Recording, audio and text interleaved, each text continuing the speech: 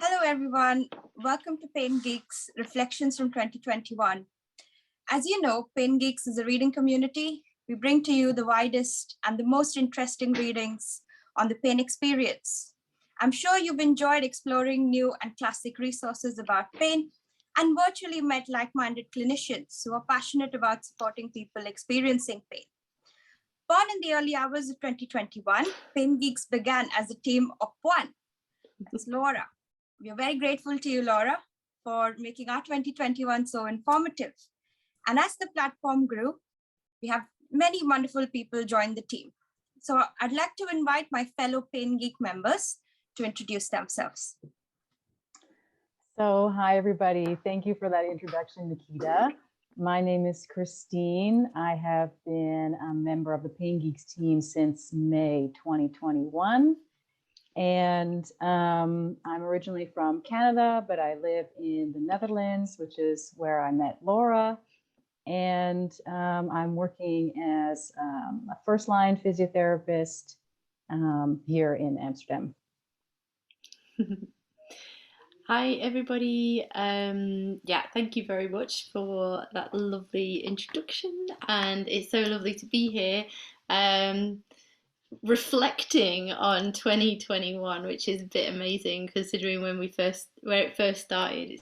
I just still can't believe we're still going, which is fantastic, and we got to a year and hopefully many more to come. So my name is Laura Rathbone. I am a physio by background and a journalist, oddly enough, and I am just, yeah, I guess I'm working in pain at the moment. I just spend most of my days either talking about pain or talking to people and working with people who are living with pain, or working with clinicians who are supporting people living with pain. So it's a pretty niche area. Yeah, and I'm from the UK and living in Amsterdam, which is how I know Christine. Yeah, and I guess that's it really. And so it's been a pleasure being on the Pain Geeks journey with everyone. Hi everybody, my name is Sanya, and I'm an osteopath who has a special interest in working with people who experience pain. I currently work in a Lincolnshire community pain service, which is a job I'm really proud of. I also have a background in humanities and comparative literature, which is a kind of a framework I bring with me in pretty much everything I do in my life, especially my work. I'm very excited to be part of the team. I think I have joined the team from the day one as a part of being a member of the Pain Geeks. So it's nice to kind of having started this year with Pain Geeks and closing with the Pain Geeks as a team member. So thank you for having me. Excellent. And so I'm Nikita and I'm a Pain Geek. I'll leave it at that. So let's look back at the wonderful year that we've had. And I have a few questions for the rest of my team members. So let's start with the first one. How has 2021 treated you? Rough. Yeah, not great. 2021's been a kicker.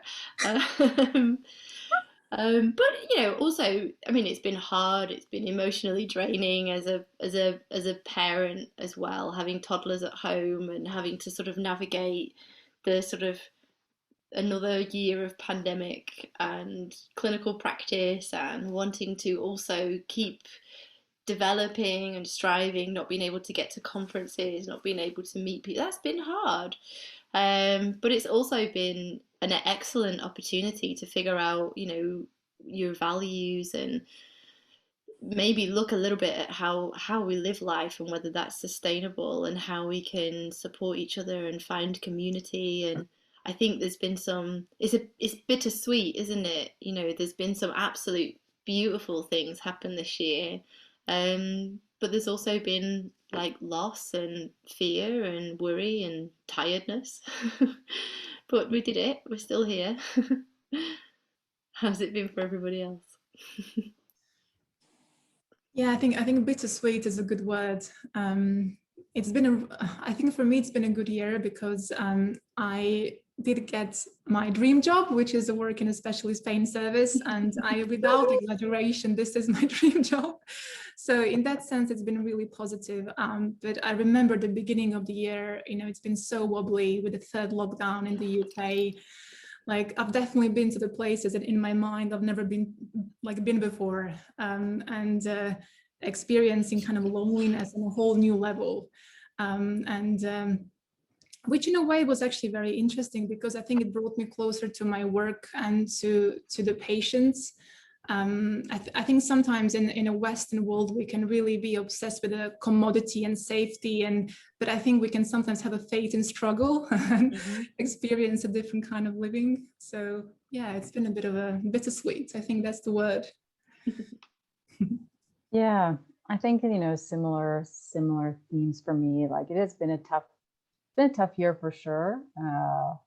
Personally, I went through a lot of stuff this year, and required a lot of self-reflection and uncomfortable growth and uncomfortable conversations. And but I'm happy, how I've come out of it so far. And yeah, I think, struggle is hard, but also necessary sometimes, also to learn more about yourself and the world around you, and what you want out of your life. So I think in those ways, it's been a good thing. Yeah. Tough year. I think I will absolutely agree. It has been difficult, but I guess rewarding in it for us personally.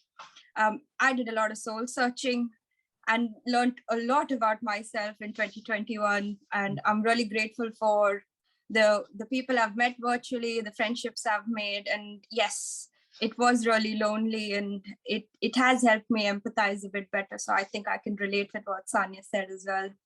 All right, okay, let's move on. What did you wish you had known at the start of this year? Yeah, this was the only question that I couldn't really think of something. Because I thought, why would I want to know the future? How would that benefit my life? I'm not sure. Deep. What would I wish I had known at the start of the year? Yeah, I wrote down actually all the people that I know now, and I know that's probably quite cheesy, but at the beginning of the year, at the beginning of this year, I was feeling a bit lost, and I was feeling a bit sort of overwhelmed, and I guess what I was it's been rough living abroad, right? And not being able to go home, and not being able to see family, and not being able to see friends. And I think I felt a bit disconnected, and a bit I was needing meaningful. I mean, this sounds like I didn't have any friends, and I had loads of excellent, wonderful friends and community. But I think I needed the people that I know now, and I didn't realize that, and I'm glad for it. I guess I'm grateful for that. But it's taken, and it's this whole year has been about developing friendships and developing connections and nurturing spaces. And I think I don't know. I think at the start of the year, I guess I wish I had believed that was going to happen. I wish I'd have had that knowledge. Would have made things easier. A lot of the nights worrying about whether these things were going to come together. Yeah, I can really relate to what you're saying, Laura. I just wanted to say as well, I hope you don't mind me saying this, but when I look at my 21, I see you, Laura, there, because it kind of started with the Pain Geeks. I've done the ACT course with you. We had a supervision, connected on social media. So I kind of see you there, kind of alongside with a torch. We're going to do it.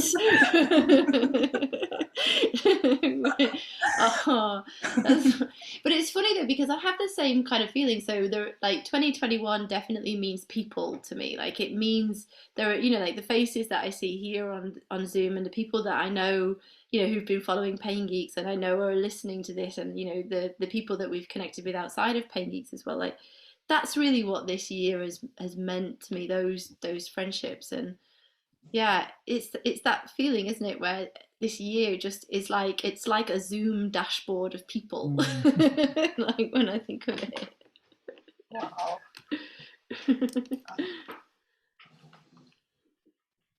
I'm just processing what you said. 2021 is about people, and that I'm pretty sure most of the people who listen to this will agree. I think for me, I wish I had. It's something I guess you have to go through, because I was looking for perfection, but now I look for progress.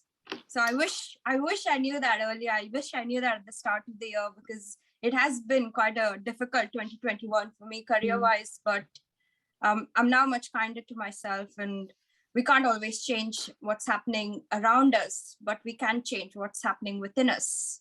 That is something I know now. And that's something I wish I knew at the start of the year.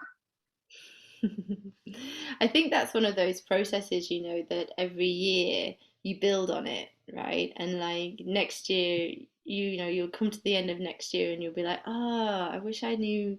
Yeah, that was it. That's what they meant with that. Like, yeah.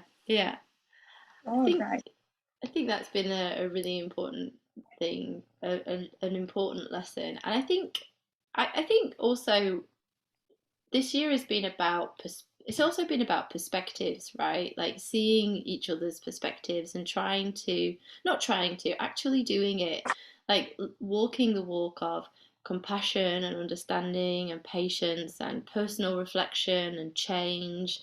I think that's a lot of been this year as well. Like I think that's been a really good lesson. I don't know whether that's how everybody else feels, but I feel like we've been pressed to walk the walk this year. Yeah, I agree. It was a huge reminder that I think if one thing COVID-19 crisis has taught us is that we need each other, and that individualism is not going to save us and move us forward. And I think one thing why I love Pain Geeks is because of the community kind of practice. It's definitely the way forward. All right. Okay. That brings me to our next question. What does Pain Geeks mean to you? I think I will ask Christine first. Okay. So, just looking at some of my notes here that I was making. Yes, Pain Geeks to me was just like just kind of like what Laura was just sort of saying, just a space, it was sort of a very thoughtful, purposeful space created for people like us or not, people who are interested in pain, to just sort of be supported in the process of learning about it, and not really much more than that, because that is like really hard already. And there's not a lot of spaces for that, I don't think. At least I didn't see them really, or I haven't come across them. Just to be able to sort of nurture that curiosity and just to have a space where you feel safe to talk about what you think and like expand your mind in a way that is nurtured and in a safe place. I think that's what Pain Geeks means to me. It's just a space of learning, and that's it. And what we try to embrace what learning really means, which is sometimes uncomfortable and messy and wrong. And it's not more than that, but it's not less than that either. All right, space of learning. Wow. How fortunate are we to have this? Very. Absolutely. All right, anybody else? That's such a beautiful answer, Christine. I really like that. It's really beautiful. This is the question where I was answering, well, thinking about the answer, and I wrote a blog about it. Wow. It means to me so much, Paying Geeks. I think it's about accessibility of knowledge, number one, which I think is a huge thing and something I'm generally really interested in, because I had a history of leaving unis because I didn't really agree with the way sometimes knowledge is being practiced for the sake of knowledge, and hidden knowledge and hierarchical knowledge. And to me, Paying Geeks is really about that accessibility of knowledge, and then using that knowledge in service of doing better care for people. It's about co-learning and co-creation, which I think what knowledge is about. It's also about stop. I think in a pain world, there's almost like a phrase, pain is complex. And like for me, Paying Geeks is like, okay, let's just stop saying it. Let's actually start doing it and embodying this complexity. Which, if I say if I witness an interview with Kirsty Bannister talking about nociception, that's really uncomfortable place for me, because I'm really struggling to understand those things. But on the other hand, if we talk about epistemic injustice, I love that kind of talk. But I need to be able to expose myself to all these different things if I want to be that all-encapsulating clinician and a person. So, and it's about also politics of love and and equality for me as well, Paying Geeks. And when I say love, I mean not kind of like a dyadic kind of love, but that kind of hard love where we can really use this knowledge to mobilize us from inside, and then really look how we can change world for the better in the context of chronic pain. This was very, very dramatic answer. No, but it was from the heart. We can feel your passion.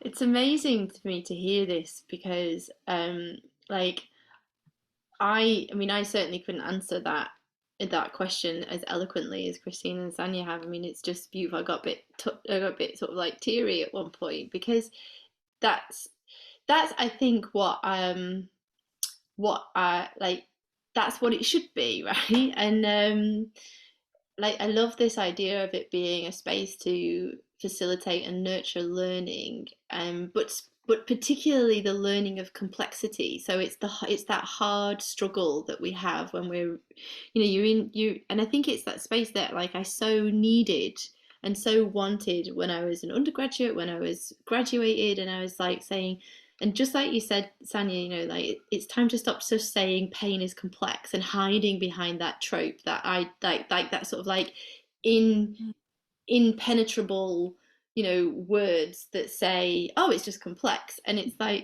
yeah, it is complex, but it's not impossible, right? And it is complex, but it's not untouchable. It's complex and it's human and it's raw and it's hard, and we have to be able to, we as people and as clinicians have to be able to hold and sit in that space, or how can we ever try and ever support somebody in pain? Because supporting somebody with the experience of pain and collaborating with them is hard and uncomfortable and challenging, and there's going to be times when you really doubt yourself as a clinician and whether you doubt what you're doing, and there's going to be times when people are angry at you or you're angry at yourself, and then there's going to be these amazing moments where you see somebody achieve something that they never thought was possible. And this is what we do this work for. This is what the job is, and we're not gonna be able to hold those hard, difficult spaces if we're not able to, if we're not able to come together to hold the hard, difficult space for each other. And I think that's what so many of us feel. We feel on our own in clinics. You might be the only person in a relatively big clinic or a large department that's actually saying, well, what is this thing what is pain? If pain isn't in the tissues and it's not in the mind and it's not in the, it's not in the necessarily just in the brain, well, what is it? And that question is a really hard one. And I think that's the question that many of us have been asking since we were first exposed to the question about what is pain. So for me, it's just wonderful to hear, your reflections on what Pain Geeks means to you, because that's exactly what it means to me. This is a space for my learning. This is a place for me to feel held and for me to feel safe to question and to not be sure and to get it wrong and then to learn and to reframe and to remodel and to just keep coming back. And we're all modeling that kind of tenacious interest that is necessary to work in the field of pain. Yeah. So that's it. And I remember when I first said, I've got this new reading group I want to form called Pain Geeks, and people were like, geeks? Do you think people will be interested? I was like, trust me, these are geeks and we love it. I'm definitely a geek. I am reclaiming this word. Because I don't think I know anyone that's interested in pain that isn't super passionate about it and, wouldn't, of course we do need to remember life balance, and I think that's really, really important. But it's not like just a thing I learned on a weekend, right? It's not just a thing it's not just a tool in my clinical toolbox. This is it's bigger than that. Yeah. Yes. A bit emotional. It is indeed bigger than that. I think it brings me nicely to my next question. Laura, you wear so many hats. You work with patients, you work with clinicians, you work with students. So I guess I really want to know what inspires you to keep going. I have done a lot of therapy this year trying to figure that out. So what inspires me to keep going?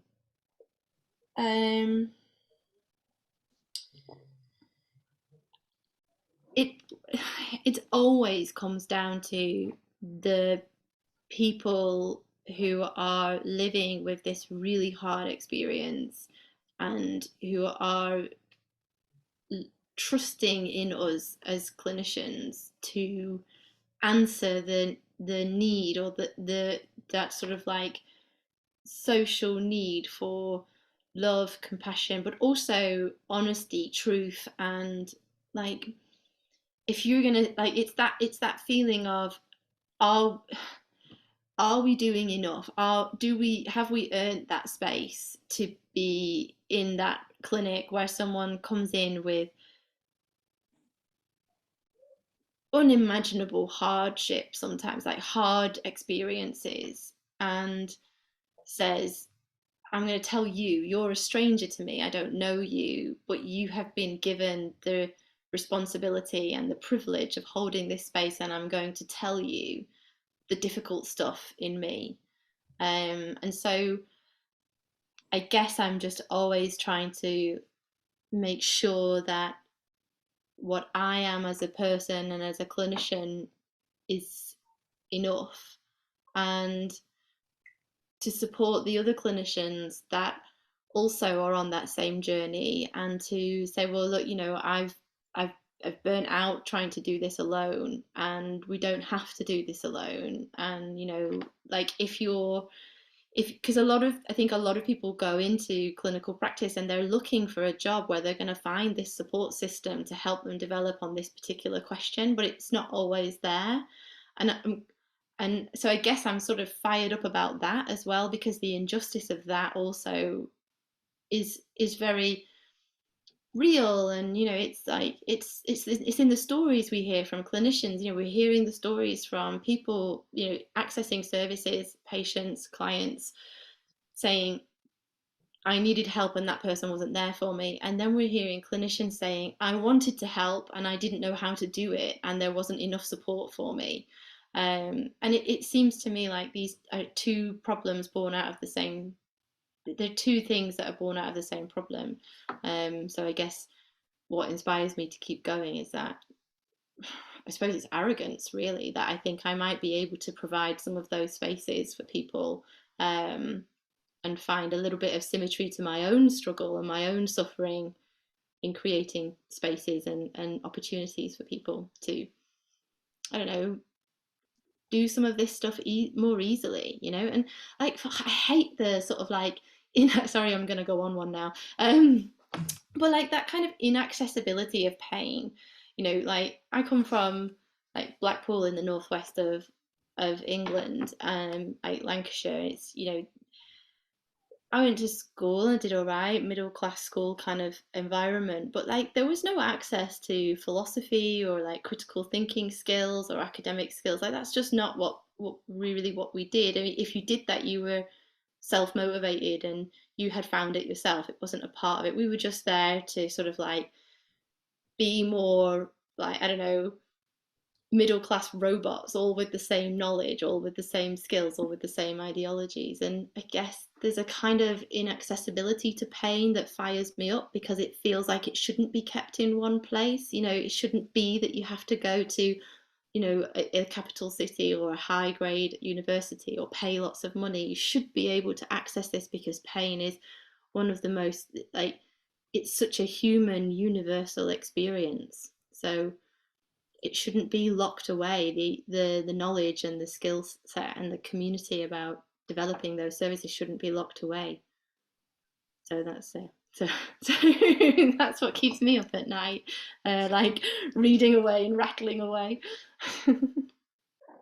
It is very inspiring to hear and to witness that perhaps we are all on this journey, isn't it? And you're absolutely right. The space that Pain Geeks has provided has been so instrumental even in my development. And I used to feel alone, and I used to feel, oh, I'm sure somebody else might be feeling the same thing like I do, or I'm sure somebody else might be able to offer the support or probably needs support. So we are really grateful that you came up with this wonderful space for us. So I think I want to ask Sanya what inspires her and to keep going. I guess many things. One of them being meeting people like you, all of you, and just meeting people I meet in clinic and just out there in the world, where I guess feel seen as a person, and where I guess I can be changed in that experience, and then my world becomes richer and bigger and wider. So that keeps me going. And coming back to the first question, 2021 has been full of that. And what keeps me going also is, I guess, some kind of hope that that's what I believe in and what I stand for, which is kind of similar to some of the things, Laura, you mentioned about the justice and, you know, health justice and things like that, that I will see the products of that, you know, in my lifetime, you know, if this makes sense. So that keeps me going. Okay, lovely. And Christine, what about you? Yeah, good question. I think, you know, I think it's a mixture of things. For me, I think, you know, I don't know. I think probably a lot of clinicians can relate to this. You know, I think a lot of people, I think we go into healthcare because we have this sort of deep desire to help people, you know, and when you come up against these sort of situations where you feel useless, it's like heartbreaking. And, you know, and then, you know, the mixture is also just being maybe like slightly perfectionistic to come out in that word in some ways, you know, of just wanting to know the answer to something. And that is like deeply frustrating also. But yeah, I think it's a weird combination of those two things. Oh, wow. That was unexpected, Christine. But I can get where that's coming I from. can totally relate. Totally relate. Yeah. Yeah. Yeah. I remember, you know, going into clinical practice, those first few days in your first clinic, you think you know you've got it under your belt, and then somebody walks in and they've got low back pain that doesn't make sense, and you're like, ah, what do I do? And it's like it's that feeling, isn't it, that you're talking about? And I think every single one of us has been in those situations where we're just like bearing witness to the struggle of pain and feeling like you're in a room that has held so much promise for this person, and yet you stuck, right? And that feeling, yeah, I can relate to that. I think that's a really vulnerable sharing. So, and I think many of us can relate to it. Yeah, thanks. Yeah. Okay, wow, this is getting a lot deeper than I am. Wow, we're having a bit of a love in here, I think. But that's really it, right? So, like, I think this group of women, like, I have huge respect for this group of women, for you women, and the work that you do, and the commitment and dedication and motivation that you have to your practice, to sharing, to, I don't know, supporting each other and building this up and building up this space as well. It's quite a nice moment, really. To I think we've all had a lesson in vulnerability this year, and it's quite a nice moment to sort of like look back and just say, wow, this has actually been a really amazing experience. And gosh, if this was 2021 and we were just figuring it out, what's it going to be like next year when we've really got some more fire under our feet? It's exciting. Yeah. Yep. Let's come back to 2021 and listen to a perspective I'm dying to know more about. So Sanya, you mentioned you were one of the first members to join the Pain Geeks when it started. I was the first one. Yes. Yes. I'm You sure. are Pain Geek number one. Like, I was still hungover. Sonia joined in. I was like, oh shit, I've got to do something now. I'm sure Laura, Christine, myself, and everybody listening, we're dying to know what your experience has been. So please share. Oh, wow. Where do I start? Okay, so yes, I was the first Pain Geek.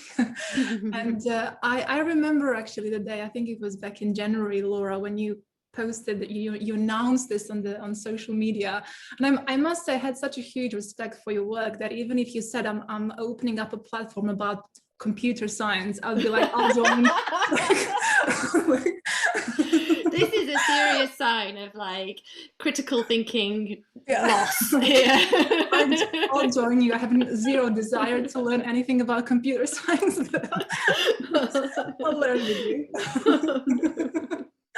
Oh no. Yeah. Fortunately, it was about something you're interested in. Double whammy, bonus.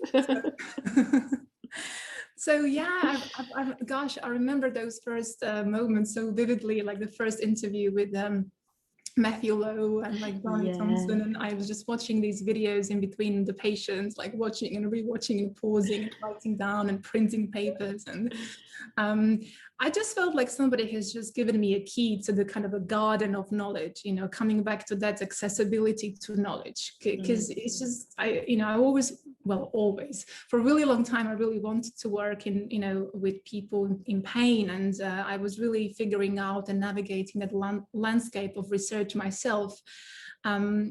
So when this platform opened up, I was like, wow, this is like somebody's just given me a key to kingdom. Like, you know, I just know, wow, I have all this knowledge I can now use, take it with me and do something about it, you know, give this knowledge a purpose. So I guess that's in a nutshell is what the journey was. And yeah, I mean, I've learned so much, and it almost like, I mean, I'm not sure if everything in this life happens for a reason. I don't think it does, but I think some things do. And it was almost like it was my introduction into the, you know, finding the job adverts and applying for it. and getting the job. And I really, really was living on the Pain Geeks that week before the, the week when I got an invitation for the interview. And the actual interview, I didn't sleep, I didn't eat, I didn't do anything. I was just like living on the Pain Geeks. So it's a really messy answer. So yeah, it's just been really, really great, and I feel like I've learned so much. And I still go back to those first videos and first papers, and I think I've read that paper about epistemic injustice numerous times. It's like my favorite paper ever. I think that is like my all-time favorite paper from the year, actually. The Javi Corral, it's Kidd and Corral paper, I think, on epistemic injustice, and yeah, I think also, like, the thing is, when I was putting it together, I really wanted to make sure that we looked at different perspectives on the problem, because I felt like what we see, like we talk about how pain is biopsychosocial, but then so often we spend our time reading randomized control trials.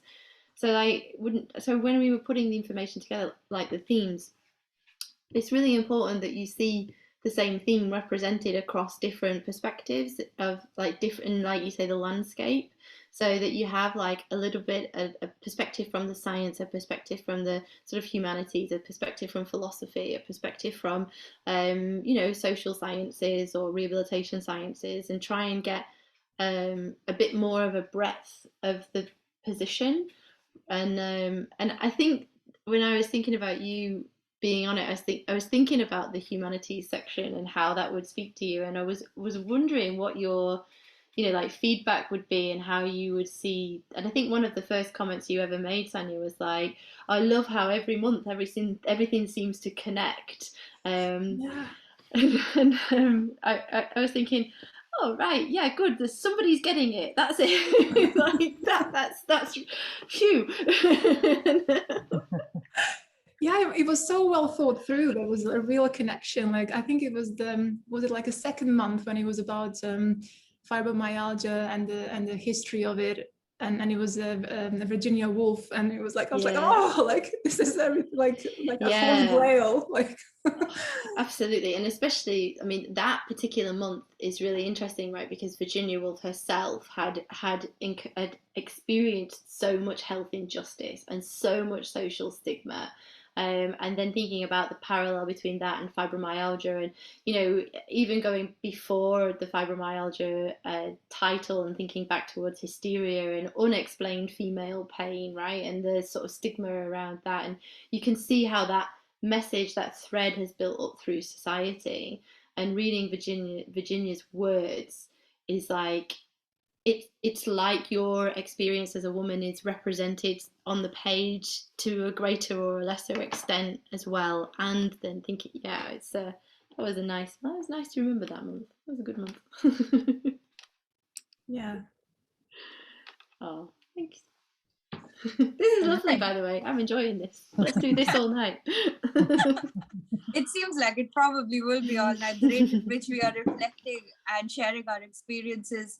I think so we know, Laura, well, you've told us that this was something that you thought of when you were in your hangover state, and you've come up with something so brilliant. So God knows what you will do when you're sober. But nobody knows. But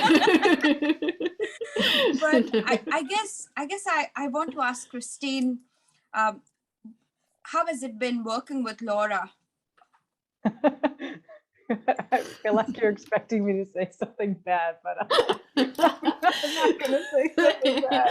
It's like working with a wild raccoon. No, it's not true. No, it's great. I mean, what was one of the questions was something like, sorry if I'm skipping ahead now, but like, what are your best memories? And for me, it's just like, honestly, been like our weekly meetings. I love you too. It's so fun, like, who would have ever thought that you could, just incorporate friendship and like intellectual stimulation and, creativity and fun and just all those things all together. And also, of course, like emotional depth and support. And Mm. also just the complexity of people and Yeah, humans, yeah. and it's awesome working with Laura. Like, it's really nice to have a friend, but also a partner in sort of business world, I guess, or project world, like that you can just relate to each other in a real way, and it's not always smooth sailing, of course, because we are just two human beings trying to understand and make sense of each other, which is difficult sometimes, but for both of us, I think. And but we do it. Yeah. Yeah, I think I've really enjoyed working with you, Christine, as well. And some of the nice, like the things that I remember was, during the pandemic, the restrictions just lifting, and I was meeting in a cafe and just building the Pain Geeks website and thinking of how can we curate this in a way that isn't like chaotic, and trying to figure out, and we're still doing that, right? We're still trying to figure out how to make the Pain Geeks platform more accessible, more easily to do, but like going through all of those, like building that together was a really really lovely moment. And it's been because one of the questions was like, what have you learned from each other? And like I was, one of the things that I've learned from Christine is that Christine is very intentional with her actions, and she likes to take her time when she thinks things through, and tries to think through all of the processes and the steps, and what the user's experience is going to be, or what the other person's experience is going to be. And that's something that I've really learned this year from working alongside you, Christine. That kind of like moment of just really sort of, I don't want to say slowing down, because that's not really what I mean. It's more like being more intentional, taking more care. And I think that's something that I've really learned from you, like not just throwing things out there, but actually figuring out how to do this well. Yeah. Interesting. That's nice. Thank Yeah. Oh, this is lovely. This is like a Dear Diary moment. Yeah. I mean, I've also learned things from you, of course, and so much. But I think oh, sorry, I was just going to say, like, I feel like one of the things that we have learned. Oh, do you know what? I've just interrupted then, and I need to just stop. So, yeah. Okay. I mean, if I'm going to just answer that question now, because I think that was actually the question. But yeah, I mean, I think for me, some of the things that I've learned the most are just to be. So it's funny, right? How people sort of mirror each other in some ways, right? Or, you're attracted to people who kind of possess these things that you are not so strong in you and whatever. And so for me, it would be like I would say almost the opposite, right? Is to be a little bit more bold and to just say things and to express myself, and, just to hold space for myself, like, I think that is a beautiful thing that I have learned from you. Oh, absolutely. Teamwork makes the dream work, guys. Good. All right. I think you've touched on your favorite memories. I just want to ask Sanya if she has any memories that are her favorite, and then I'll share mine. Is it like Pain Geeks memories or personal memories? Whatever you want. Oh, I haven't really thought about this question. Best memories, as in from this year. Yeah. I guess let's stick with pain. So, I think, gosh, I remember when I had my interview for my job, and I remember self-proclaiming as a pain geek during the interview, and it was the end of the interview, and they asked me whether I do I drive a car, can I come move with a car, and I don't drive, I don't have a car, and I thought like I just didn't really get this job at all. And then they asked me like, would you move to from London to Lincolnshire for this job? And I remember having this like almost like my body just went like, okay, this is the moment of your life. Like now you just have to really, say it. And I just remember, going like, this is not just a job for me, this is like my identity, you know, and this is such a, like, it was like a political talk. Like, I don't know why when you asked me that question, my mind went there, because I just keep remembering that as being like, they must have thought she's completely crazy, get her in, like, I guess, yeah, I'm not sure if I really answered your question, but when you asked me that question, my mind went there.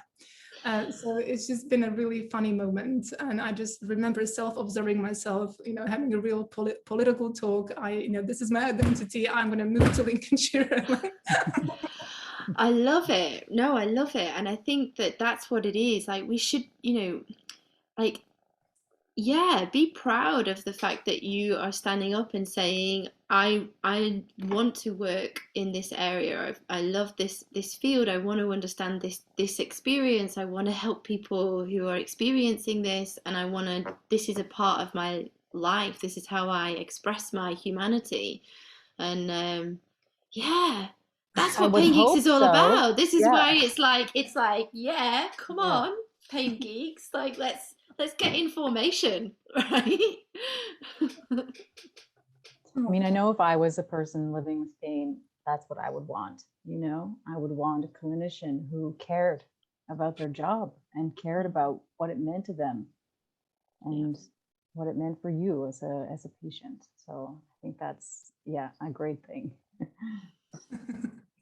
So Oh, thank you for nurturing my answer. We're just here absolutely. to like lift each other up. This is what it is. This is what it can be like, right? We can all exist in the clinical space, and we don't have to compete. You know, who's. I'm not going to. I was trying to say don't swear, and then I was like, you know, whose dick swings higher, and like that's basically what's all over Twitter, right? And it, you know, it doesn't have to be like that. This is how it can be when we recognize the skill set in each other, and we affirm that and support that, and also recognize gaps and call each other when we're struggling, and you know, like, oh, you know, and notice when the other person actually needs compassionate reflection on what they're struggling with, rather than just, you know, a yes person. And you know, that's compassion is also about sometimes reflecting the hard stuff back at each other. But it's how that can be done, right? Yeah. Definitely. That's so, it's so wonderful that you said that, Laura, because I think there is true power if we back ourselves and each other up instead of constantly beating each other. And I agree, social media can be like that. I guess when I was thinking about memory, when I wrote that question, I was thinking about me reading philosophy and trying to understand dispositions. And as I was reading, nothing was making sense, and I was freaking out, and it just felt like, oh my God, what's happening? And then we did a discussion with Rani, and oh, it was like she just explained everything so easily. And I just sat there going, I'm so grateful that we have this platform, and I'm so privileged to be a part of this, because it can be daunting when there's so much to know, but you don't know where to start. So having a space like this where we learn, where we grow, and where we acknowledge that it's difficult, it's complex, but we're not hiding. We are accepting it, and we're supporting each other throughout the way. So for me, that was absolutely brilliant. I entered the discussion that we had thinking, I don't know anything. This is going to be a train wreck. But I came out learning so much, and going into a rabbit hole and doing more reading. And I guess that's what we need. And I'm glad we're doing all that. So yeah, that was just a memory I hold dearly. That's lovely. Dispositionalism and causation is really hard, right? Like as clinicians, we're brought up on the assumption that that cause and effect is obvious within clinic, within a biological experience, and we're definitely lulled into a false sense of security. And then you come out into clinical practice, and you all of a sudden these things don't start to add up. But there's no there's no framework to catch that questioning. There's just more assumptions, more searching for the one tissue, the one position, or the one thought, the one memory, the one emotion. Behavior, yeah. Yeah, exactly. And that, I think for me, like being associated with the Cause Health Project, and I'm very grateful that they, consider me a sharing partner or associate. I can't remember exactly what it's called, but it's and what we do at Pain Geeks, and the more we collaborate, and it's an amazing thing, because that is the framework that will catch you as a clinician when you're like, this doesn't work. And we should be taught that in undergraduate. We should be coming out with that framework of pluricity, complexity, dispositionalism, however you want to term it. And yeah, it's a liberating feeling, isn't it, when you're like, oh yes, that's it, that makes more sense now, that's the framework, that's the one. So absolutely, that talk with Rani is brilliant, and also with Matt Lowe earlier in the year as well. So Yeah, absolutely. I guess we do acknowledge that things are a bit difficult and it can be a bit daunting. So I just wanted to know, what challenges do you think we come across in our journey as we think about 2021 and the Pain Geeks? What has been our biggest challenge? Do you mean in terms of like curation, or in terms of individuals? So I think the biggest challenge for me has been actually bringing in some of the like trying to represent the rehabilitation sphere, like evidence. So like thinking about, actually there is very few. I don't think we've actually put up an RCT yet, and also like the basic science, and being able to bring those in. I think this year we've done a lot on sort of philosophy and sort of social constructs and power and privilege, and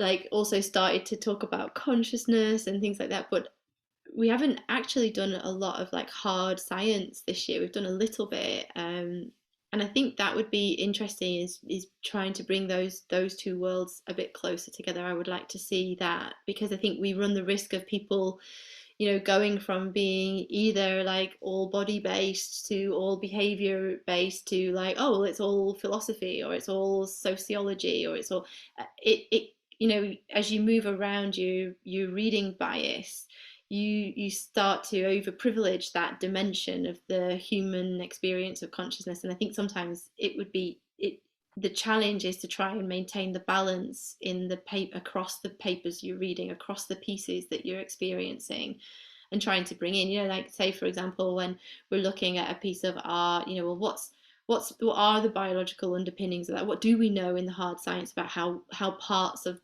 that experience, what are being brought forwards? I think that's a challenge for us, to make sure that we represent that side of the evidence. Yeah. Any other challenges? I'm not sure. I don't know. I mean, I think we maybe just had like just some maybe basic challenges of like just figuring out how it can all work a little bit, like just from the website to curation of readings to running, discussion groups and setting things up and all of that, I think was just a learning experience. And I think we learned a lot, and going forward, I think 2022 is going to be really good, because I think we learned a lot this year, and we have more structure in place, and we have a little bit more space now, I think, to think even more about the user experience, or just the learning experience for everybody involved. So yeah, I think that's really exciting. Yeah. Wow. That is one of my further questions, so we'll not skip the other ones I have on my list. But all right, okay, that's good to know. I think we know, well, I'd like to think that most of us know a lot about you all as clinicians. Mhm. So this is something, let's say a different question. What's the one thing we don't know about you? Spill, Like, spill. everybody knows everything about me. My entire life is on social media. Like, literally, if it's happened to me, you know about it.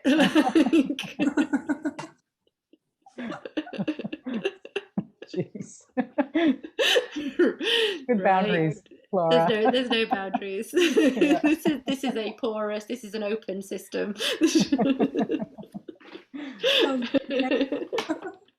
All right. Okay.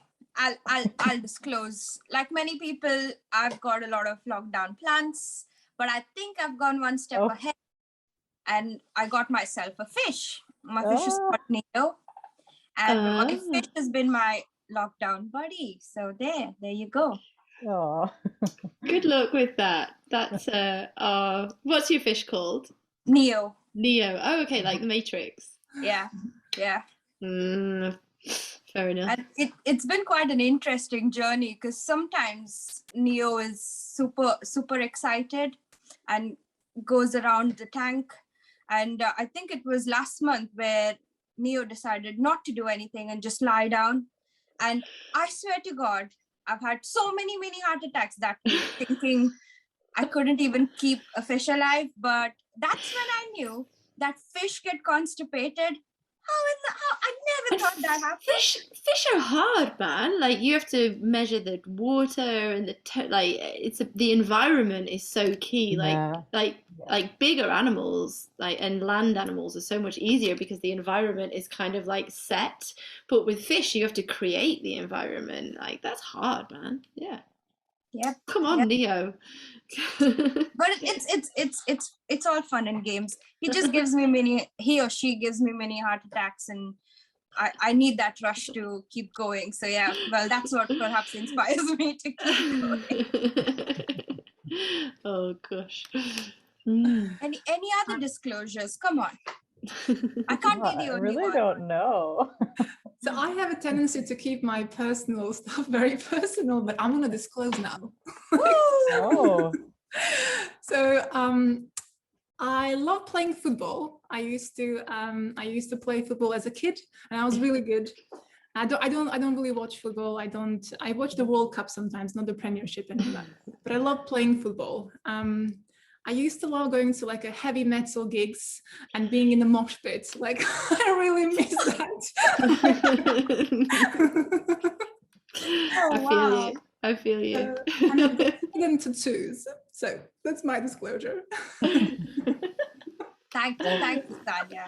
We should get you to like create the Pain Geeks Spotify playlist. You know, there's a really good heavy metal music about pain. Right? We should No, really do that one time. no, I did not know that. I mean, no.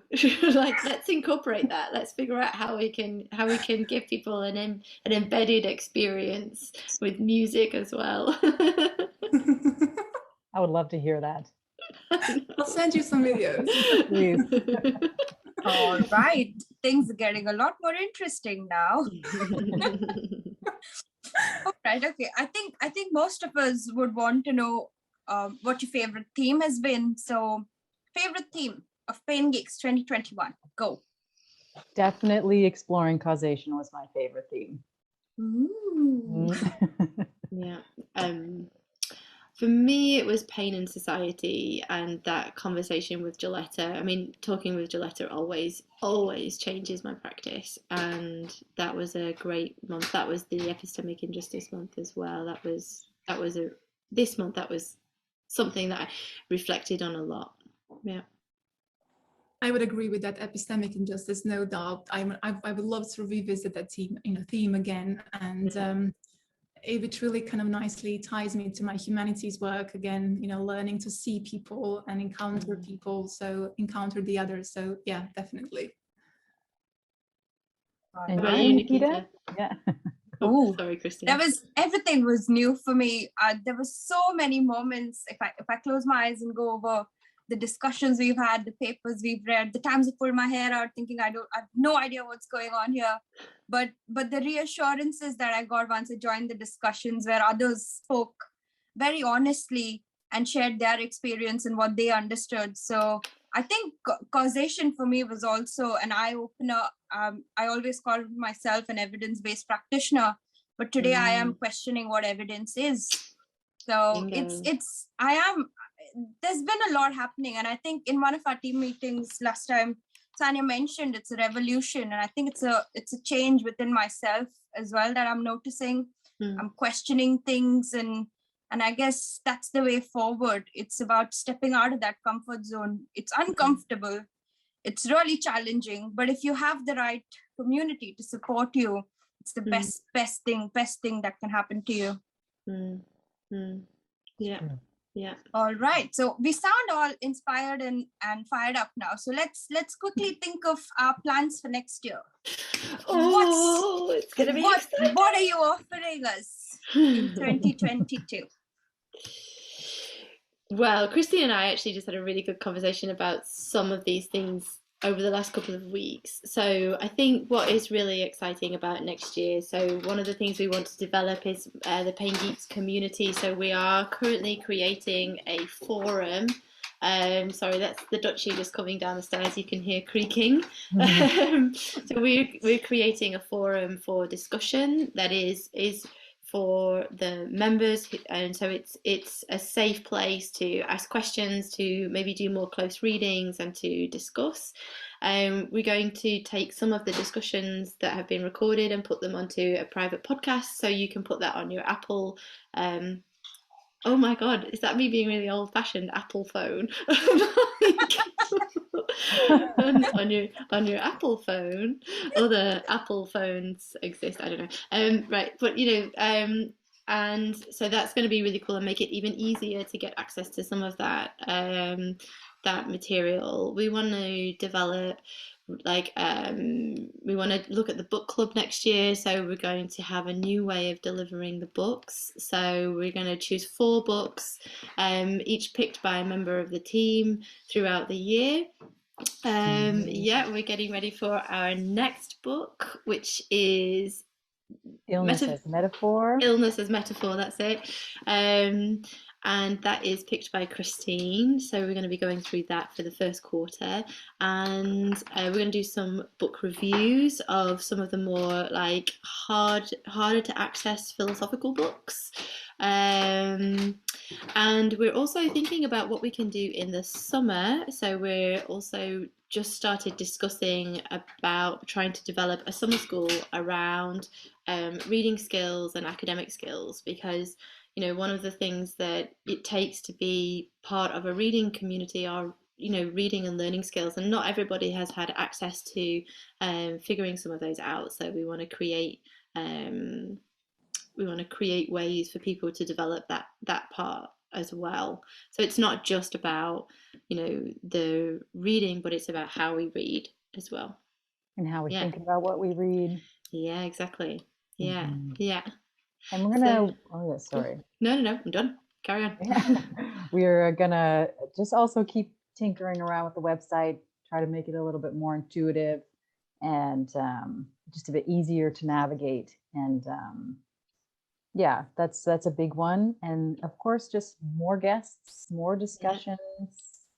Absolutely. And we feel like the reading is very important. Obviously, it's a reading platform, but the discussions are, kind of where the magic happens. And we want to really nurture that as much as possible in 2022. Absolutely. Excellent. So it seems like there's lots in store for us all, and 2022 hopefully is twice as better in terms of learning as 2021 was. So I'll end with the final question. What's your one wish for 2022? Question. I just want to see my family. For Corona to be over? Yeah, it's been 2 years. I just want to see my family. Yeah. Yep, a trip to India is on my list, so hopefully no new variants. I'm done. Yeah. I hope that for you as well. Yeah, I hope that we can all get home to see family for those, more easily. and for everybody that's listening as well. Mhm. Indeed. I really hope you do go. I did see my mom and dad this summer after 2 years, and it was just I went for a very quick trip, just when we had like a window of opportunity, and it was just like so emotional.